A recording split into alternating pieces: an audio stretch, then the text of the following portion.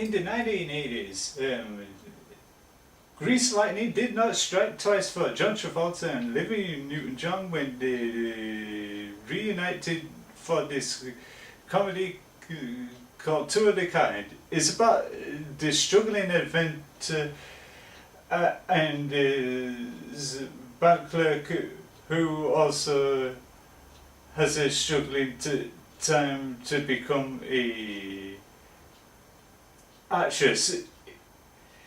The whole premise is that these agents could prove to God that they have a short period where they get two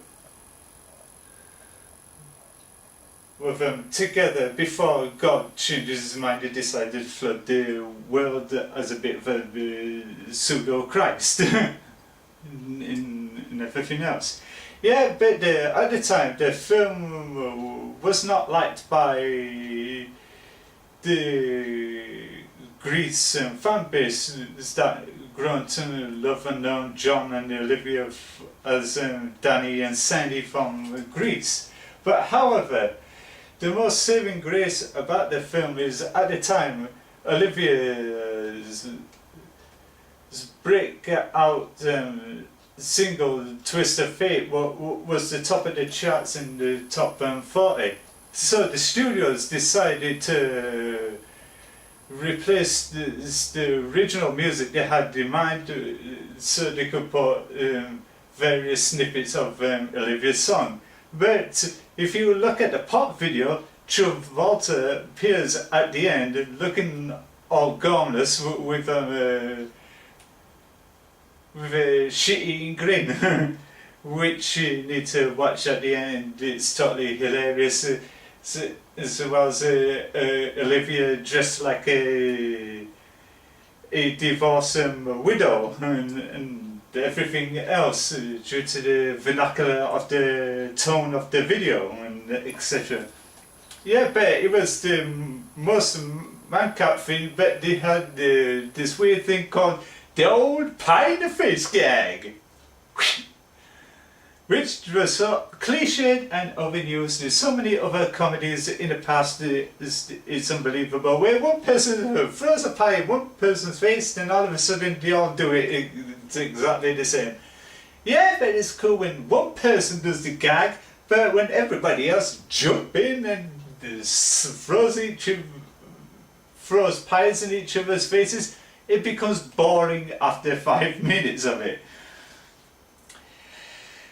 And at the meantime, when Two of the Kind failed to meet its expectations, along came Grease 2, which is another guilty pleasure for another time and another review that I had in mind.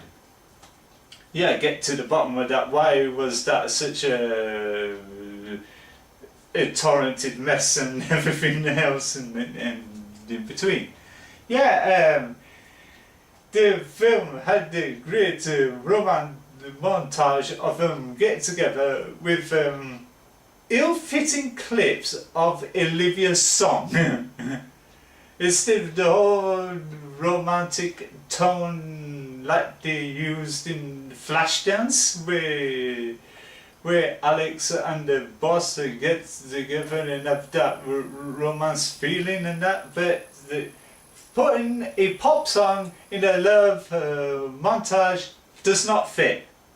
It never did in any sense of word. But yeah, it's a laughable guilty pleasure to some.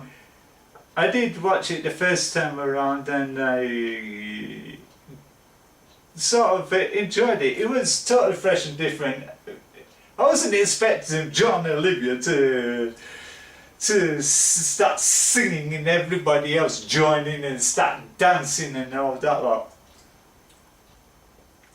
Yeah, there was only had one slight musical moment where the late Oliver Reed, who plays the pseudo devil, says, "You go into the head, and once you all dead, la da da da," where everybody's soaked to the bone and in a mess from fighting each other with pies and that. where they all get scrambled and the money goes down.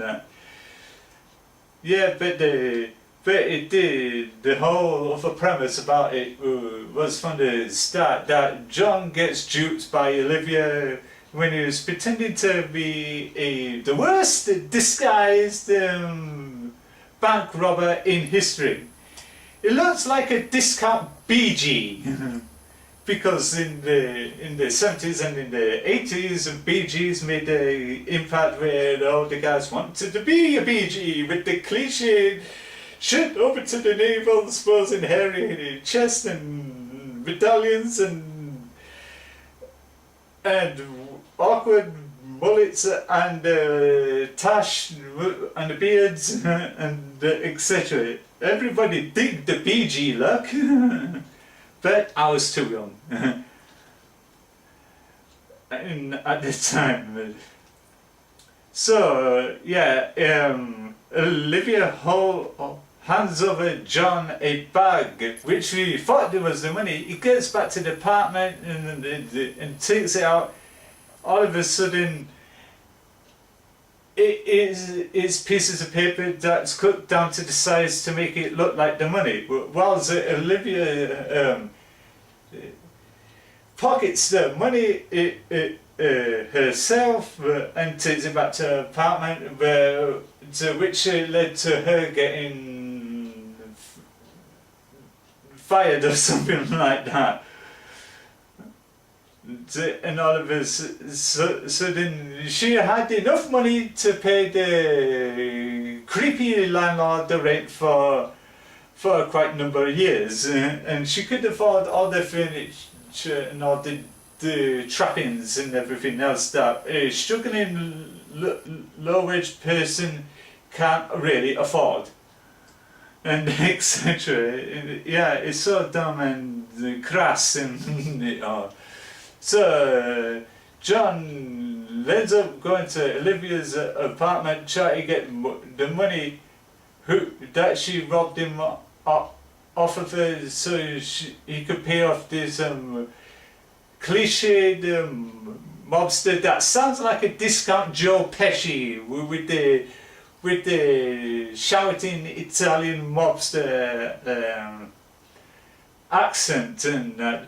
You know, if you can't pay that money, I'm gonna threaten to cut off your ears.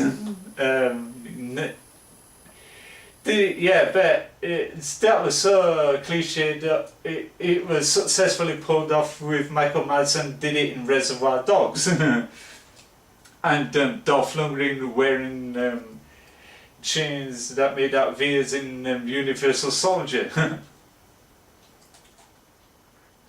Yeah, but it was cheesy 80s popcorn comedy. You wouldn't expect to be, you know, singing and dancing to say in between that. Olivia did another musical where she was on roller skates and did songs to her hit Xanadu and all that lot and everything else. But what totally won me over constantly with this film is the actual pop video. I like it so much. I watch it again and again and again just to wait for John's appearance at the end, which makes me laugh. It's totally damn hysterical and, or I should say, hilarious and that. Yeah, it's worth watching for a laugh, preferably when you're drunk on a Saturday night when you and your friends have got nothing to watch apart from watching a lot of cheesy 80s popcorn films and that. But the song itself is a top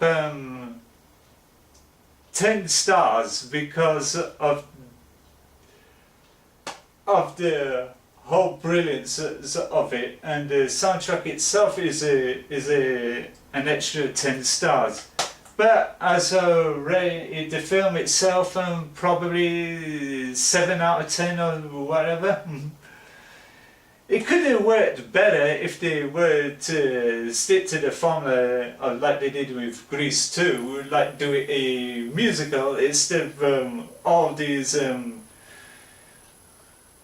gap-filling side characters stealing the show. It would have been constantly between John and Olivia doing a song where it builds up them to meet together, and they do sing Olivia's song at the end. But the most demeritating thing about it was the freeze frame, the scene at the end, where John and Olivia looked at the camera, and all of a sudden it looks like a paled carbon copy of the scene in Michael Jackson's Thriller when he breaks the fourth wall to the camera and he has the contacts in his eyes, and there's creepy laughter and everything else, and the bills slowly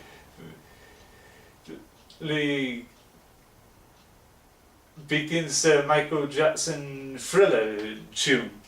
If you watch the end credits and freeze frame it and freeze frame Michael Jackson's Thriller by putting it side by shot and upload it to YouTube, you see the paled comparisons and that. But in a whole, yeah, Two of a Kind, aka Twist of Fate, which is called in America, it is a guilty pleasure to some, and didn't go neatly next to Grease if you want John and Olivia, the Triple Bill. But sadly, the two never did any pairings after this film. They both went on to the separate ways. John Travolta ends up becoming a reporter in Perfect and tries to find ways of interviewing Jimmy Lee Curtis in a bid to bang her right at the end and be a success and that. And whilst Olivia went on to do Let's Get Physical, a cheesy pop video about a load of sweaty fat men turns into raging bulking Chippendale like hunks, which is another pop video you should watch and laugh to the very end. Yeah, and I will be definitely reviewing the abomination known as Grease 2. After when I reviewed the first Grease film, I'm going to do a Grease special. One review will be the first film and the second review will be the second film. Yeah, until then, this is me, Frankie, SMALES. Thank you for watching, and wherever you are in the world, good morning, and if you are in Germany, Guten Morgen, or if it's in France, it would be something like bonjour, or wherever you are in the world. Also, bon nuit or bonsoir if you're going to bed in other parts of the world. And don't forget to like, comment and subscribe to my channel, and please comment below and leave a Cisco thumbs up and thumbs down. I should say Cisco any, but thumbs up and thumbs down. And thank you for watching, and signing off in 5, 4, 3, 2, 1.